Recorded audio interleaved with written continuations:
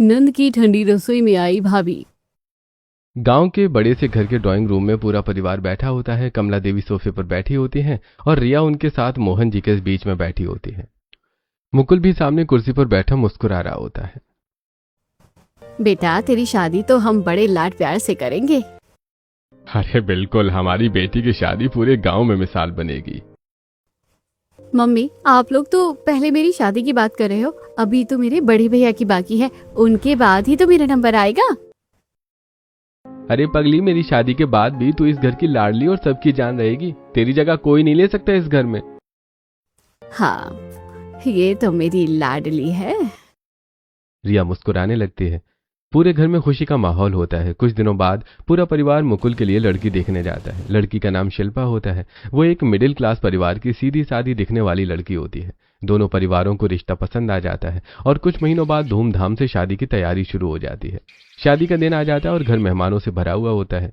हर कोई रिया से सलाह ले रहा होता है। वो पूरे घर की जिम्मेदारी संभाल रही होती है। बेटा बारातियों के खाने का इंतजाम ठीक है ना? जी मम्मी जी सब तैयार है। और मेहमानों के कमरों का क्या हुआ? सबको कमरे दे दिए हैं। बहन जी आपकी बेटी तो पूरा घर अकेले ही संभाल रही है। हाँ जी, ये जो कहती है ना घर में वही होता है। ये सुनकर शिल्पा की माँ चुपचाप अपनी बेटी के पास पहुंच जाती है और उसके कान में धीरे से कुछ कहती है। देख ले, तेरी ननद घर की लाडली है। अगर तुझे इस घर पर कब्जा करना है तो पहले इसका रास्ता साफ करना होगा। मम्मी आपको टेंशन लेने की जरूरत नहीं है, मैं जानती हूँ सबको कैसे काबू करना है। शिल्पा की नजर दूर खड़ी रिया पर पड़ती है। वो मनी मन कुछ सोचकर मुस्कुरा देती है। शादी के बाद शिल्पा बहू बनकर घर आ जाती है, लेकिन उसके आने के बाद भी घर में रिया की अहमियत जरा भी कम नहीं होती। एक दिन पूरा परिवार नई गाड़ी खरीदने की बात कर रहा होता है। पापा जी अभी तो शादी में बहुत खर्चा हुआ है, कुछ महीने बाद गाड़ी ले लेंगे। नहीं पापा, एक गाड़ी तो ले ही लो, पुरानी वाली आप चला लेना और नई वाली गाड़ी भैया चला लेंगे। हाँ, बिल्कुल सही कहा बेटा। मोहन जी तुरंत अपनी चेकबुक निकाल लेते हैं। ले मुकुल, कल ही नई गाड़ी ले आना। थैंक यू पापा। शिल्पा का चेहरा उतर जाता है। एक बार फिर उसकी बात को किसी ने महत्व नहीं दिया होता। जब तक ये लड़की इस घर में है कोई मुझे पूछने वाला नहीं है। कुछ ही दिनों के बाद दोपहर को शिल्पा अपने कमरे में बैठी होती है। तभी उसका फोन बजता है। स्क्रीन पर मम्मी लिखा होता है। बेटा मुझे 4 लाख रुपए की जरूरत है, बहुत बड़ी परेशानी में हूँ। 4 लाख? हाँ बेटा, अगर मदद कर सके तो बता। आप चिंता मत करो मम्मी, मैं पैसे भेज दूंगी। फोन रखते ही शिल्पा के चेहरे पर एक खतरनाक मुस्कान आ जाती है। बस अब बन गई बात। उस रात घर के सभी लोग सो चुके हो। शिल्पा धीरे धीरे कमला देवी के घर के कमरे में पहुंचती है। वो तिजोरी खोलती है और उसमें से 4 लाख रुपए निकाल लेती है। अब देखती हूँ रिया कैसे बचती है। अगले दिन वो पैसे अपने मायके पहुंचा देती है। कुछ दिन बाद रिया अपनी माँ की तिजोरी से कुछ जरूरी कागजात निकाल रही होती है। तभी दूर खड़ी शिल्पा उसकी चोरी छिपे फोटो खींच लेती है। रात को शिल्पा अपने लैपटॉप पर बैठी होती है। वो फोटो एडिट करके ऐसा दिखा देती है जैसे रिया तिजोरी से नोटों की गड्डियां निकाल रही हो। अब पूरा घर तेरे खिलाफ हो जाएगा। अगली सुबह कमला देवी अपनी तिजोरी खोलती हैं और घबरा जाती हैं। अरे अरे मेरे 4 लाख रुपए कहाँ गए? उनकी आवाज सुनकर पूरा परिवार वहां पहुंच जाता है। अरे क्या हुआ? तिजोरी से 4 लाख रुपए गायब हैं। शिल्पा तुरंत आगे बढ़ती है। मम्मी जी अब बुरा मत मानना, लेकिन वो पैसे रिया दीदी ने ही निकाले हैं। तू पागल हो गई है क्या? मेरी बेटी ऐसा नहीं कर सकती, मेरे पास सबूत है। सभी लोग मोबाइल की तरफ देखने लगते हैं। फोटो में रिया तिजोरी से पैसे निकालती हुई दिखाई दे रही होती है। रिया ये क्या है? ये झूठ है, मैंने कोई पैसे नहीं लिए। और ये देखिए, ये किसी लड़के को पैसे दे रही है। रिया तेरा कोई बॉयफ्रेंड है? नहीं मम्मी, मेरा कोई बॉयफ्रेंड नहीं है। पापा समय रहते इसकी शादी कर दो, वरना ये और बिगड़ जाएगी। हाँ, अब इसकी शादी किसी अमीर घर में नहीं होगी। रिया लगातार रोती रहती है, लेकिन उसकी कोई बात सुनने को तैयार नहीं होता। वहीं दूसरी तरफ शिल्पा मन ही मन अपनी जीत पर मुस्कुरा रही होती है। कुछ दिनों बाद रिया की गरीब लड़के से शादी हो जाती है। बाहर तेज बारिश हो रही होती है। टीन की छत पर बारिश की बूंदें लगातार गिर रही होती हैं। छोटे से कमरे में एक पुराना पंखा घूम रहा होता है। रिया कमरे के एक कोने में बैठी होती है। उसके चेहरे पर उदासी साफ दिखाई दे रही होती है। तभी मयंक उसके पास आकर बैठ जाता है। मुझे अपनी मम्मी पापा की बहुत याद आ रही है। मैं समझ सकता हूँ। वो लोग मुझसे इतना प्यार करते थे, फिर भी उन्होंने मेरी बात तक नहीं सुनी। शायद हालात ऐसे बन गए होंगे। मैंने कोई चोरी नहीं की, मेरा कोई बॉयफ्रेंड भी नहीं है, फिर भी सबने मुझे दोषी मान लिया। अब मैं तुम्हारे साथ हूँ, तुम्हें अकेले लड़ने की जरूरत नहीं है। आपको मुझ पर भरोसा है? पूरा भरोसा है। लेकिन आप तो मुझे जानते भी नहीं। इंसान की आंखें बहुत कुछ बता देती हैं, तुम्हारी आंखों में झूठ नहीं दिखाई देता। मयंक जमीन पर चैन की नींद सो जाता है और रिया बेचैन होती रहती है। शादी के कुछ दिन बाद की बात होती है। रिया अपने छोटे से टीन वाले घर के अंदर खड़ी होती है। घर के एक कोने में मिट्टी का चूल्हा बना होता है और दूसरी तरफ छोटा सा मंदिर रखा होता है। गर्मी का मौसम है, टीन की छत ऊपर सूरज की तपिश से तप रही होती है। रिया पहली बार चूल्हे पर खाना बनाने की कोशिश कर रही होती है। जैसे वो चूल्हे में लकड़ियां जलाती है, पूरे घर में धुआं भरने लगता है। उसकी आंखों से पानी निकलने लगता है, पसीना उसके चेहरे से बहने लगता है। कुछ ही मिनटों में उसके गाल लाल हो जाते हैं। हे भगवान, यहाँ तो सांस लेना भी मुश्किल हो रहा है। मयंक बाहर से पानी भरकर लौट रहा था। वो रिया की हालत देखकर घबरा जाता है। अरे रिया, तुम ठीक तो हो ना? हाँ, बस थोड़ा धुआं ज्यादा हो गया। रिया लड़खड़ाने लगती है। बस, अब और नहीं। वो तुरंत रिया का हाथ पकड़कर उसे घर से बाहर ले जाता है।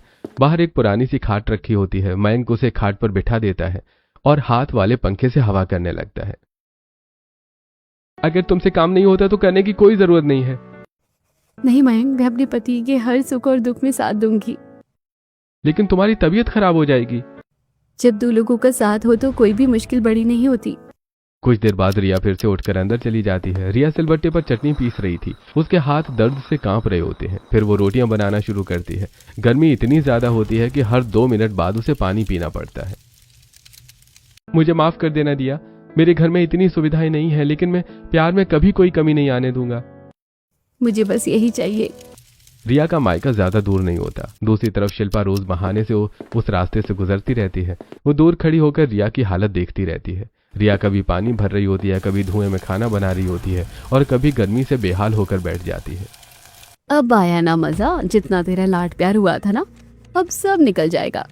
रिया की परेशानी देखकर शिल्पा के दिल को ठंडक पहुंचती रहती है। वो दूर से तमाशा देखकर वापस लौट जाती है। अगली सुबह रिया घर के बाहर खड़ी चारों तरफ देख रही होती है।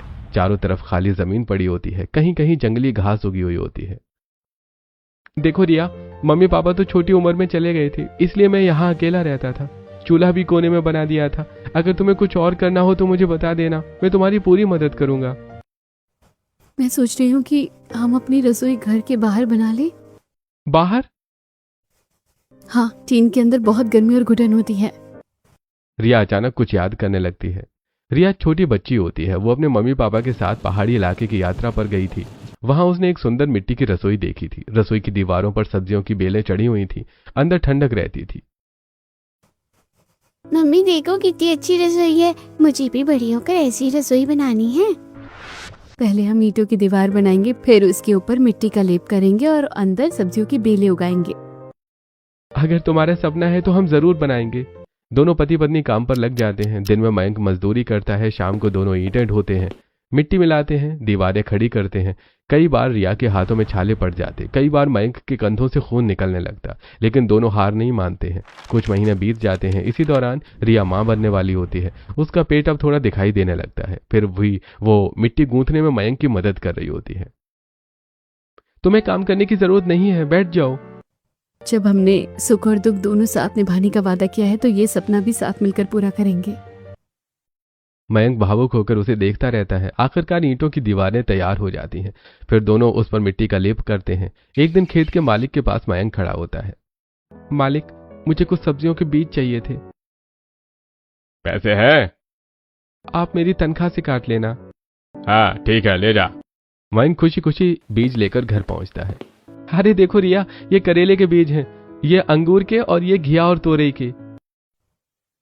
अब हमारी रसोई सच में हरी भरी बन जाएगी। दोनों मिलकर बीज बो देते हैं। कुछ दिनों बाद छोटी छोटी बेलें निकलने लगती हैं। उनके चेहरे पर खुशी लौटने लगती है। लेकिन दूर खड़ी शिल्पा ये सब देख रही थी। उसकी आंखों में जलन साफ दिखाई दे रही थी। इतनी मुश्किलों के बाद भी ये खुश है, रुक अभी बताती हूँ। उस रात अंधेरे में शिल्पा चुपके से वहां पहुंचती है। वो पूरी रसोई का नुकसान पहुंचाकर चली जाती है। सुबह रिया और मयंक अपनी मेहनत बर्बाद देखकर स्तब्ध रह जाते हैं और रसोई पूरी टूटी होती है। हमारी सारी मेहनत। कोई बात नहीं, हम फिर से शुरू करेंगे। दोनों की आंखों में आंसू होते हैं, लेकिन हिम्मत अभी भी जिंदा होती है। पहली रसोई टूट जाने पर और फसल खराब हो जाने के बाद भी रिया और मयंक हार नहीं मानते, लेकिन किस्मत भी उनके साथ देने को तैयार नहीं होती।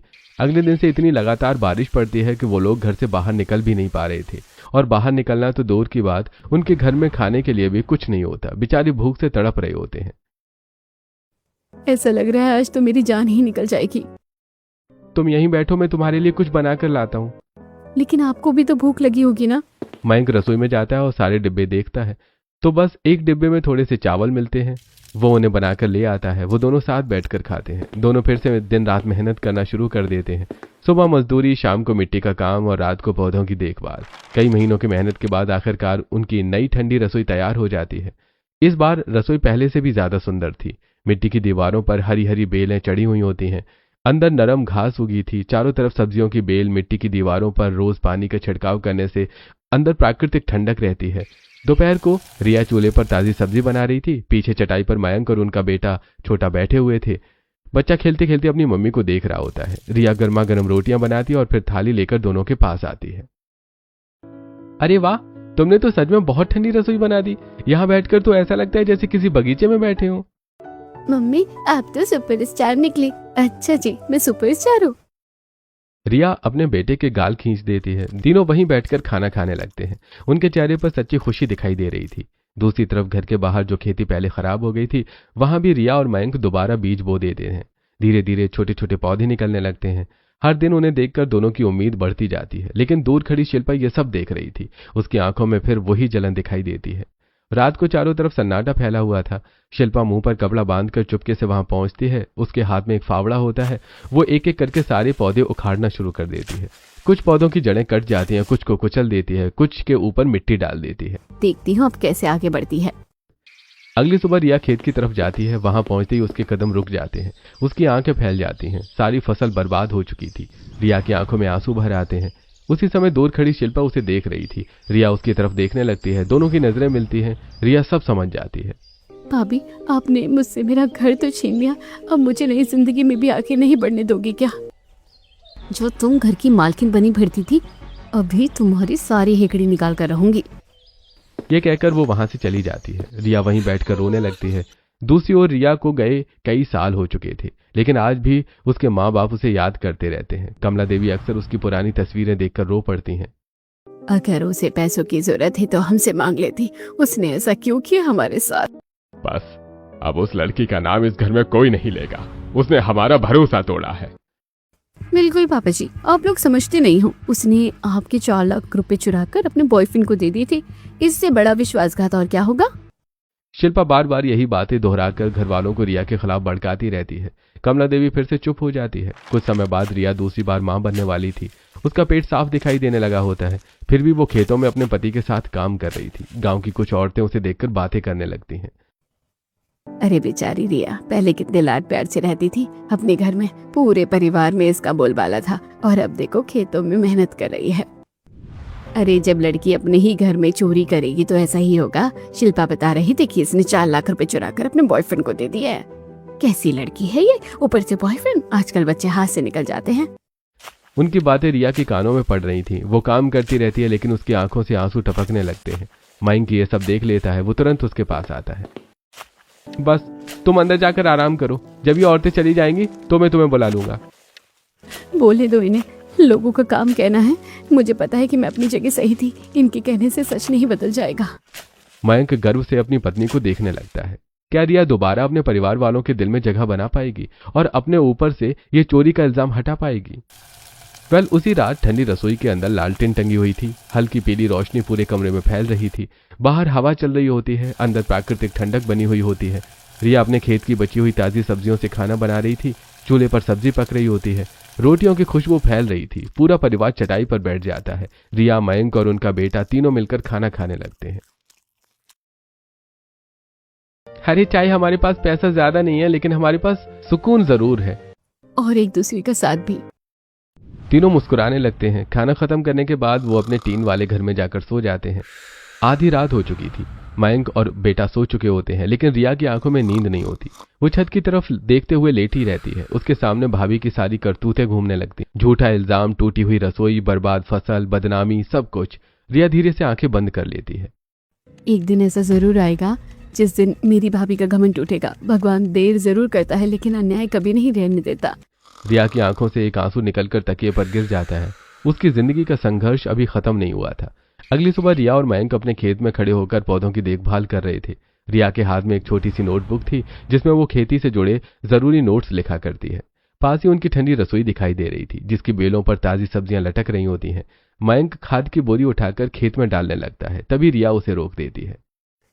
अरे नहीं मयंक, अभी ये खाद मत डालो। क्यों?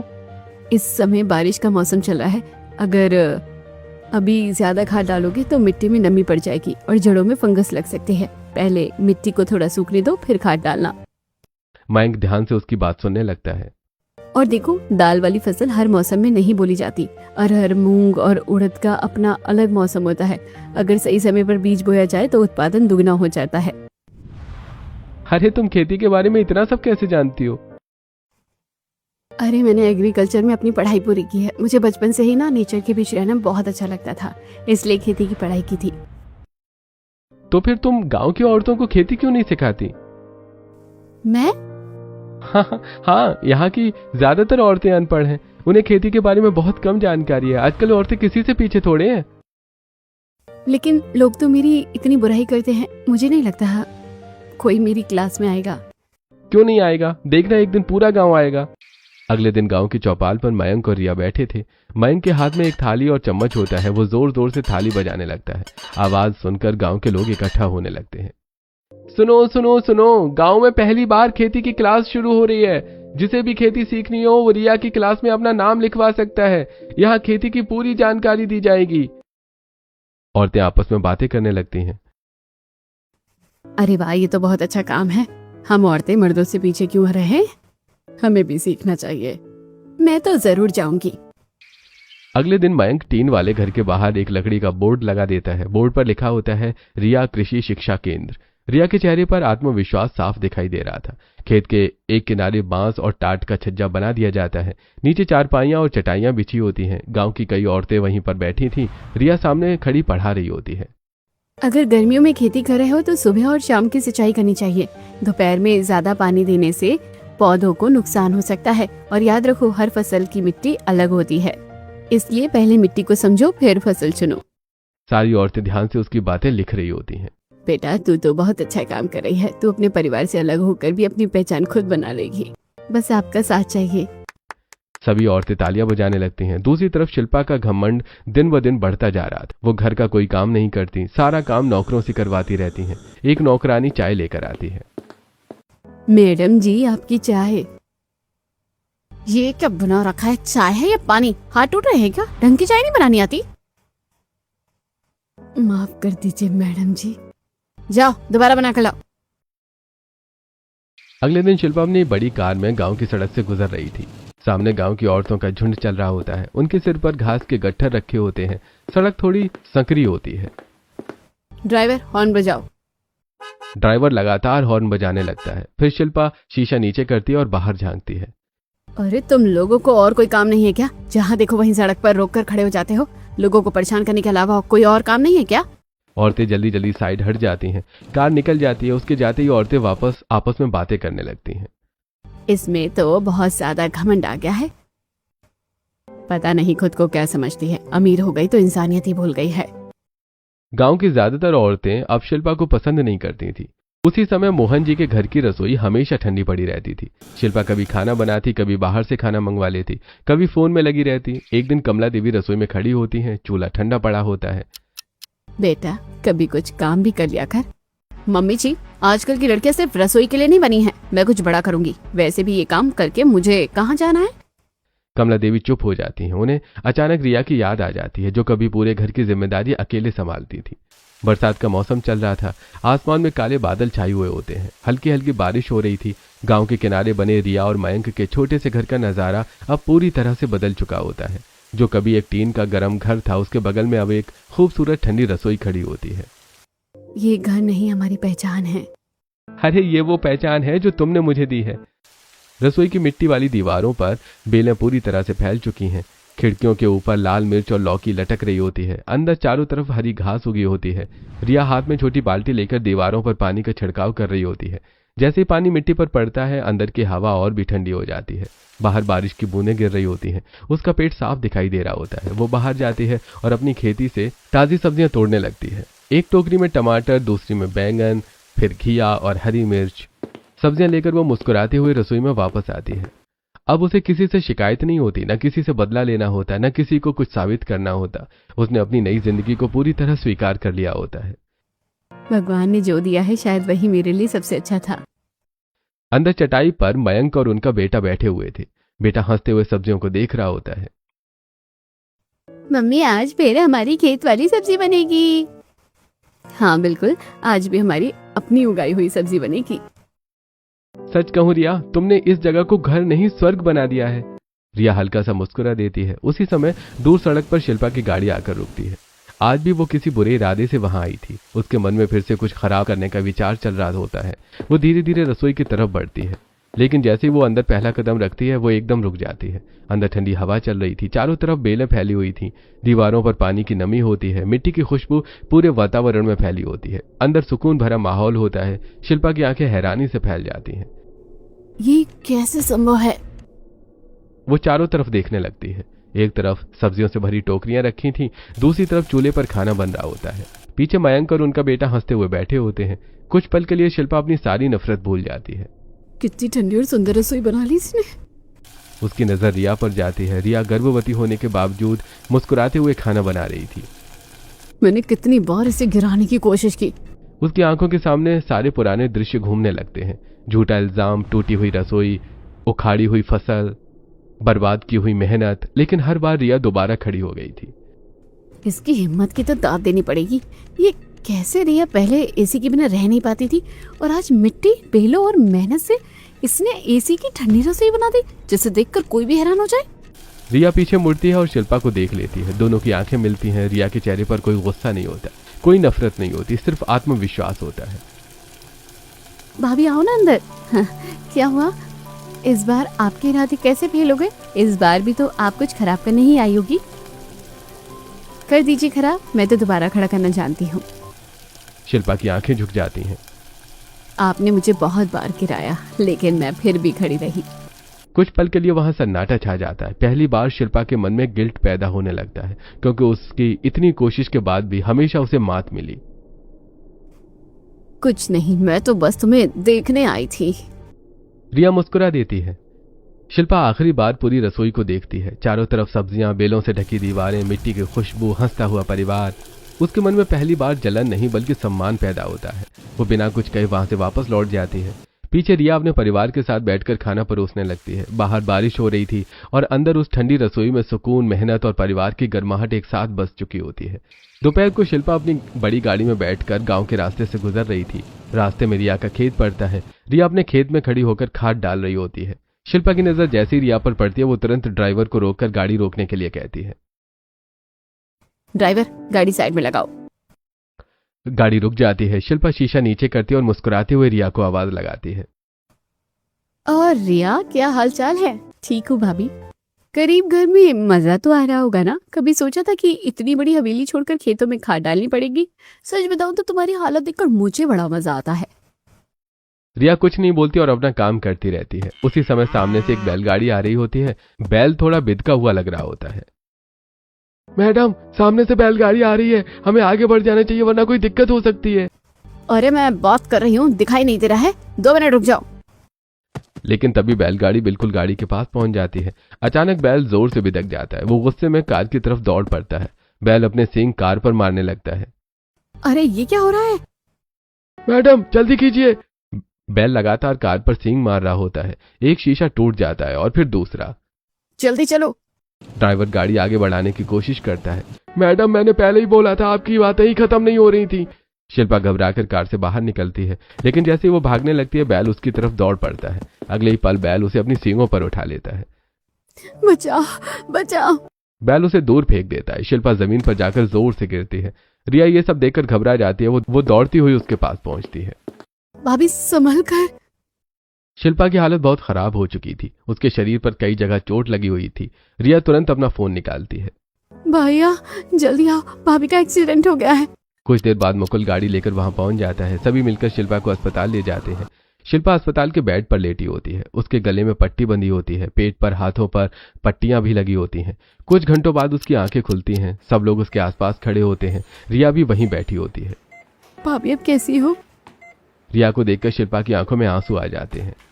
दीदी, मैंने आपके साथ इतना बुरा किया, फिर भी आपने मेरी जान क्यों बचाई? अगर आप चाहती तो मुझे वही तड़पता हुआ छोड़ सकती थी। भाभी, जो आपने मेरे साथ किया, मैं आपके साथ वैसा नहीं करना चाहती। मैं आपकी तरह नीचे नहीं गिरना चाहती थी और मैं अपनी जिंदगी में आगे बढ़ना चाहती हूँ। अपने पुराने दर्द में अटक कर नहीं रहना चाहती हूँ। दीदी, आई एम सॉरी। मेरे घमंड ने मुझे अंधा कर दिया था। मैंने ही आपको आपके घर वालों से दूर किया। कमला देवी और मोहन जी हैरानी से उसे देखने लगते हैं। क्या मतलब? शिल्पा रोते रोते पूरी सच्चाई बता देती है। शिल्पा रात को तिजोरी से 4 लाख रुपए निकालती है। फिर अपने मायके पहुंच जाती है। उसका भाई बीमार होता है। बेटा, इन पैसों से तेरे भाई का इलाज हो जाएगा। पैसे मैंने चुराए थे, दीदी ने नहीं। उन पर मैंने झूठा इल्जाम लगाया था। पूरा कमरा सन्न रह जाता है। अगर पैसे चाहिए थे तो हमसे मांग लेती। हमारी बेटी पर इतना बड़ा इल्जाम लगाने की क्या जरूरत थी? अरे तुमने तो हद कर दी। तुम्हारी वजह से मेरी बहन घर से दूर हो गई। उसे कितना संघर्ष करना पड़ा होगा। रिया धीरे से खड़ी हो जाती है। बस भैया। सभी उसकी तरफ देखने लगते हैं। केवल भाभी ही गलत नहीं थी। आपने भी तो मुझ पर भरोसा नहीं किया था। अगर आप कहते कि हमारी बेटी ऐसा नहीं कर सकती तो शायद आज मेरी जिंदगी अलग होती। बेटा, हमें माफ कर दे।